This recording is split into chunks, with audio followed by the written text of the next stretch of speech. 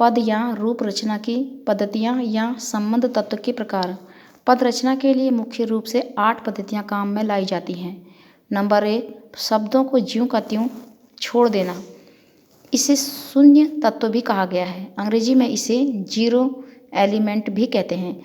शून्य तत्व का अभिप्राय यह है कि शब्द या धातु अपने मूल रूप में रहते हुए व्याकरण के संबंधों को बताते हैं। जैसे संस्कृत के संबोधन कारक में कोई विभक्ति नहीं लगती है। अव्यय, अब, जब, कब, तब आदि इसी श्रेणी के शब्द हैं जो सदा एक रूप में रहते हैं। जहाँ विभक्ति नहीं दिखाई देती है वहाँ उसकी कल्पना कर दी जाती है। बालिका, वारी, मधु, सरित, जगत, भू, भृत, सुहृद आदि शब्द ऐसे ही हैं जिनके प्रथमा विभक्ति में भी ये ही रूप रहते हैं। हिंदी में फूल, आलू और आदि ऐसे ही शब्द हैं।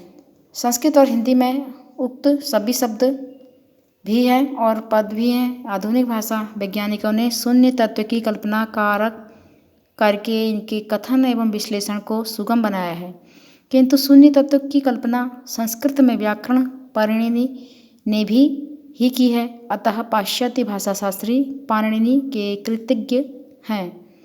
अंग्रेजी में भी sheep, deer, cut, put, bat, let, set, wet आदि शून्य तत्व के उदाहरण हैं। आई गो, यू गो, वी गो में भी क्रिया गो के साथ संबंध तत्व नहीं है।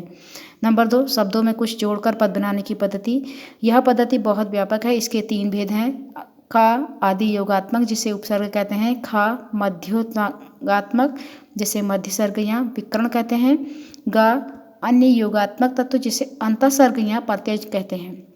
संस्कृत में अपठत और योगात्मक हैं और पठयति मध्य योगात्मक हैं और पाठे अंत्य योगात्मक हैं और आदि योगात्मक को पूर्व प्रत्यय प्रीफिक्स जोड़ने को बोलते हैं प्रत्यय और प्रत्यय को प्रीफिक्स।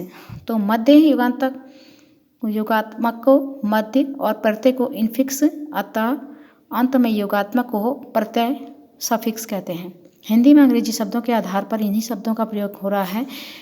पूर्व प्रत्यय और उपसर्ग या प्रयोग भारतीय भाषाओं में सर्वाधिक होता है और इसके परिवर्तन में बड़े बड़े अर्थ परिवर्तन हो जाते हैं। जैसे हार के उपसर्ग जोड़कर प्रहार, आहार, विहार, संहार, उपसंहार आदि शब्द बन जाते हैं। मध्य सर्ग के या मध्ययोग में उदाहरण संस्कृत में सर्वाधिक हैं। जैसे पठयति, पठयति, कार्यति हिंदी में लिखवाना को लिखवाना, करना करवाना, उठना उठवाना आदि में प्रेरणार्थक शब्द मध्ययोग के उदाहरण हैं। अंतःसर्ग और प्रत्यय शब्दों में धातुओं के अंत में जुड़ते हैं। जैसे राम, रामो, रामः, पठति, पठि, भविष्यति आदि, भवति आदि।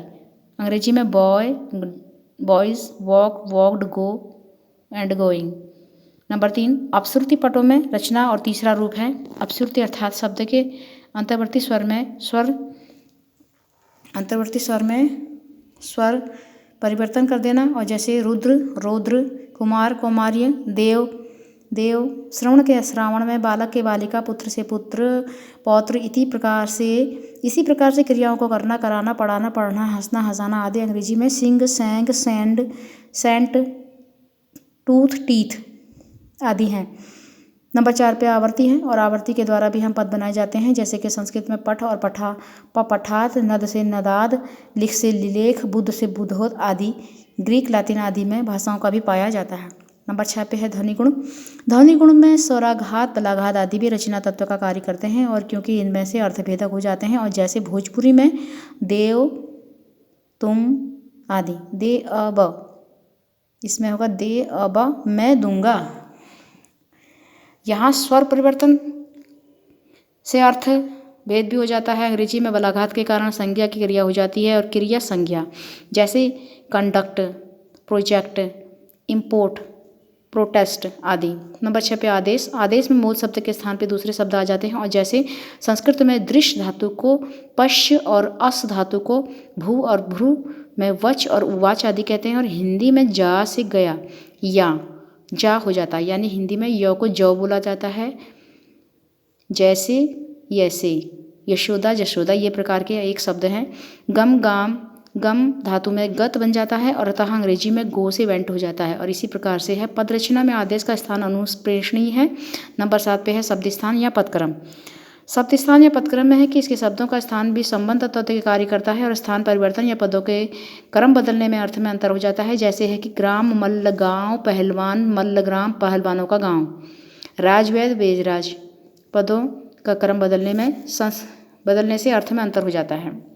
जैसे है कि राम किल्ड रावण, रावण ने राम को मारा।